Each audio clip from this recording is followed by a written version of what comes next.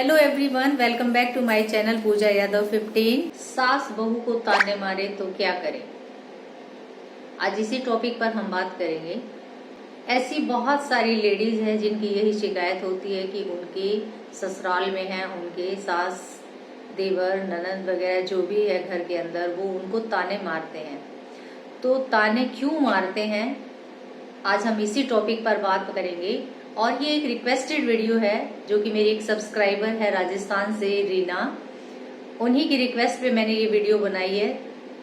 तो हम आज बात करेंगे इन्हीं रिश्तों के बारे में कि जब ससुराल में एक लड़की शादी करके जाती है तो उसको कुछ बताने और सिखाने की बजाय अगर उसको ताने दिए जाते हैं तो वो गलत बात है। एक आपने कहावत सुनी होगी कि सास भी कभी बहू थी। तो सास को कभी ये नहीं भूलना चाहिए कि वो भी कभी किसी की बहू थी।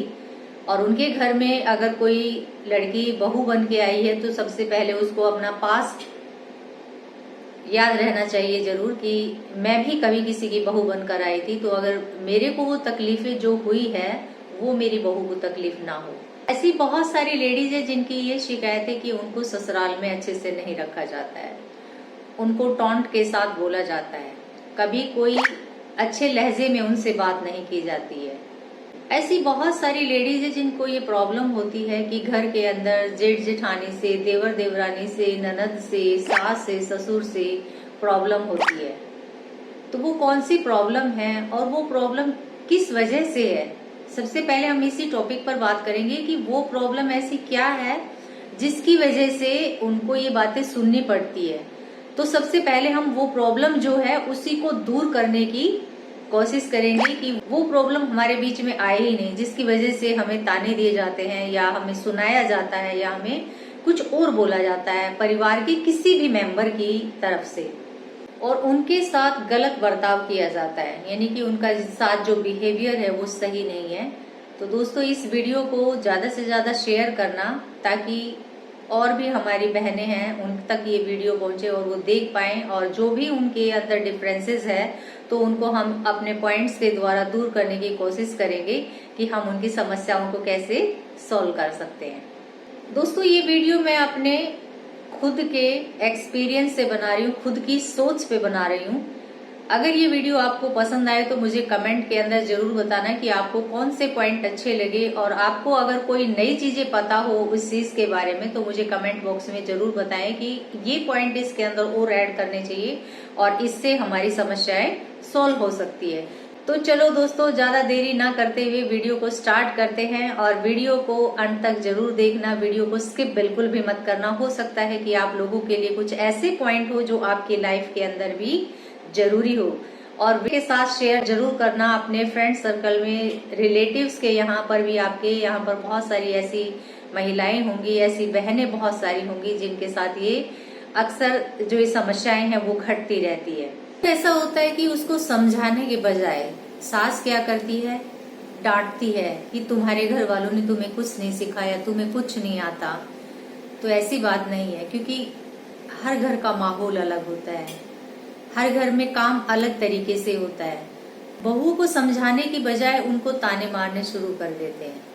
तो ताने मारने से घर में झगड़े होते हैं, कलेश होता है, और उसका क्या होता है फिर कोई भी इंसान देखते हैं कि कितनी बार सुनेगा।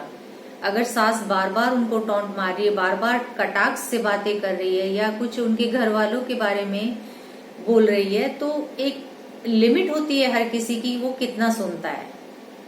कोई भी लड़की या कोई भी बहू एक लिमिट तक ही सुनेगी, इससे ज्यादा वो नहीं सुनेगी।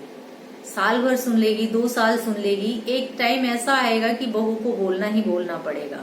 और जब बहू बोलने लगती है तो फिर बहू बुरी लगती है, बहू के अंदर सारी कमियां भी आ जाती है। घर को जोड़े रखने में सासू माँ का सबसे बड़ा हाथ होता है, क्योंकि सास का एक्सपीरियंस सबसे ज्यादा होता है, बहू के एक्सपीरियंस से काफी ज्यादा होता है। तो एक सास ही होती है जो अपने घर को बखूबी चला सकती है, अपने घर को, अपने बच्चों को, अपने परिवार को एक साथ जोड़े रख सकती है। अगर सास चाहे तो घर में कोई झगड़ा नहीं होगा।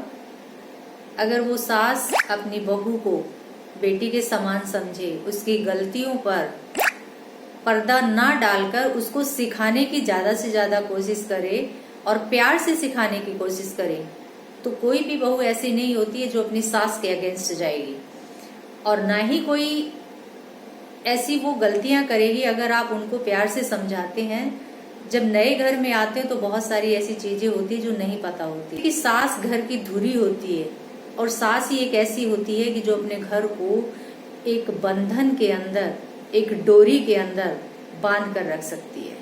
बहू की हर चीज कम होती है, उसका मैच्योरिटी लेवल भी कम होता है, उसका एक्सपीरियंस भी कम होता है।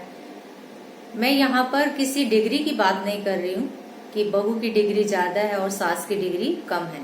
यहाँ पर बात कर रहे हैं एक सास बहू के रिश्ते की, कि सास का एक्सपीरियंस ज्यादा होता है। नेक्स्ट पॉइंट आता है, एक सास अपनी बहू से बहुत अच्छे से घर चलवा सकती है। वो कैसे चलवा सकती है? वो प्यार से चलवा सकती है। जैसे एक एग्जाम्पल के तौर पर मैं बताना चाहूंगी, एक बच्चा होता है, छोटा बच्चा, अगर आप उसको प्यार से बुलाते हो, उसको समझाते हो, तो वो बच्चा आपकी हर चीज मानता है, हर बात को मानता है। और अगर आप उसी बच्चे को आंख दिखाकर बात करते हैं, डरा कर उसको कुछ बताते हैं और धमकाते हैं, तो वो बच्चा फिर आपसे दूर भागने लगेगा। वो आपसे प्यार नहीं करेगा, ना वो कभी आपकी बात मानेगा, ना आपकी बात सुनेगा, वो बहुत दूर चला जाएगा।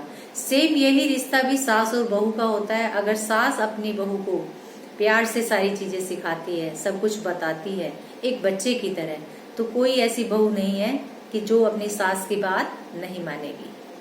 अन्याय को सहने वाला पाप का भागीदार भी होता है, तो अन्याय को कभी भी नहीं सहना चाहिए आपको। अगर आप पर अन्याय हो रहा है तो आपको उस अन्याय के खिलाफ आवाज उठानी चाहिए, आपको उसके बारे में बोलना चाहिए, बताना चाहिए कि आप यहाँ पर गलत हैं, आपको ये गलती नहीं करनी चाहिए। आप उनको ये भी बता सकती है कि प्लीज आप मेरे से ऐसे बात ना करें। अगर आप ऐसे बात करेंगी तो मुझे कैसे समझ आएगा? अगर आप मुझे प्यार से समझाती है तो मुझे सारी चीज समझ में आएगी। अगर मुझे नहीं भी आती है तो आप मुझे बताइए कि मेरी गलती कौन सी है, ऐसी क्या गलती कर दी है मैंने कि जो आप मेरे को इतना सुना रहे हैं। तो एक सास को भी ध्यान रखना चाहिए कि आपको बात कैसे करनी है बहू से। मैं आपके तरीके से काम नहीं कर पा रही हूँ तो आपको मेरे को बताना चाहिए, ना कि मेरे माँ बाप पर आपको कोई बात डालनी चाहिए कि तुम्हारे माँ बाप ने ये नहीं सिखाया, तुम्हारे लक्षण अच्छे नहीं हैं, तुम्हें काम करना नहीं आता है। तो ये चीजें आपको बिल्कुल भी नहीं बर्दाश्त करनी है, और अपनी सास को भी ये चीजें बतानी है कि आप मेरे को जो भी चीजें बताएंगी प्यार से बताइए। मैं आपके हर काम को प्यार से करूंगी और आपकी हर टाइम रेस्पेक्ट भी करूंगी। वो कहते हैं ना कि हर इंसान एक जैसा नहीं होता है, हर इंसान का स्वभाव अलग होता है। कुछ लोग गुस्सैल होते हैं, कुछ लोग शांत होते हैं। सबकी एक जैसी बुद्धि नहीं होती है, सबकी एक जैसी अक्ल नहीं होती है। तो जैसे कुछ लोग काले होते हैं, कुछ गोरे होते हैं, कुछ समझदार होते हैं, कुछ ना समझ होते हैं। तो हर टाइप के इंसान होते हैं। हर इंसान को अपनी समझ से, बुद्धि से काम लेना चाहिए। अगर किसी में थोड़ा सा कम भी है तो उसको प्यार से समझाइए। अगर डांट कर आप कोई बात समझाते हैं या बताते हैं तो उससे फायदा कोई नहीं होने वाला है, बल्कि उसका नुकसान ज्यादा होता है। क्योंकि लोग जब ईगो में आ जाते हैं, और ईगो के कारण सारे झगड़े भी होते हैं। नेक्स्ट पॉइंट आता है कि अगर आपके साथ किसी का बिहेवियर अच्छा है, उनका बर्ताव अच्छा है, तब तो ठीक है। नहीं तो मैं उन बहुओं को कहूंगी कि जिनके साथ ये अन्याय हो रहा है तो उस अन्याय के खिलाफ आप आवाज उठाइए। अगर आप आवाज नहीं उठाएंगे तो आप हमेशा दबते चले जाएंगे और अपने लिए जीना कभी नहीं सीख पाएंगे। मैं आपको ये नहीं कह रही हूँ कि उनके साथ लड़ाई झगड़ा करें। सबसे पहले आप उनको प्यार से समझाइए। अगर प्यार से मानते तो ठीक है, और नहीं मानते हैं तो फिर आपको ये कदम उठाना चाहिए। आपको कभी भी किसी के साथ डिसरिस्पेक्ट नहीं करनी है, किसी का अपमान नहीं करना है, किसी को बेइज्जत नहीं करना है। आपको सिर्फ समझदारी से और प्यार से वो चीजें समझानी है। नहीं तो फिर घर के अंदर आपको पता ही है कि कितने सारे झगड़े बढ़ जाते हैं। अगर आपके हस्बैंड आपका साथ देते हैं तब तो ठीक है। अगर आपके हस्बैंड भी आपका साथ नहीं देते तो फिर आपको अपने लिए स्टैंड खुद ही लेना पड़ेगा। क्योंकि आप हस्बैंड के साथ गई हो तो हस्बैंड की जिम्मेवारी बनती है कि उनकी वाइफ की कोई डिसरिस्पेक्ट ना करे, उनको कोई कुछ सुनाए ना। और अपनी माँ को भी आपके हस्बैंड बोल सकते हैं कि अगर इनको कुछ काम नहीं आता है तो आपको डांटने की जरूरत नहीं है, पहले उनको प्यार से समझाइए और समझाने के बाद भी उनसे गलती होती है तो फिर थोड़ा बहुत आप कह सकते हैं, लेकिन किसी को बेइज्जत बिल्कुल भी नहीं करना चाहिए। जब भी आप उनको कोई बात बोलते हैं तो आपका लहजा पोलाइट होना चाहिए, ना कि उग्र होना चाहिए।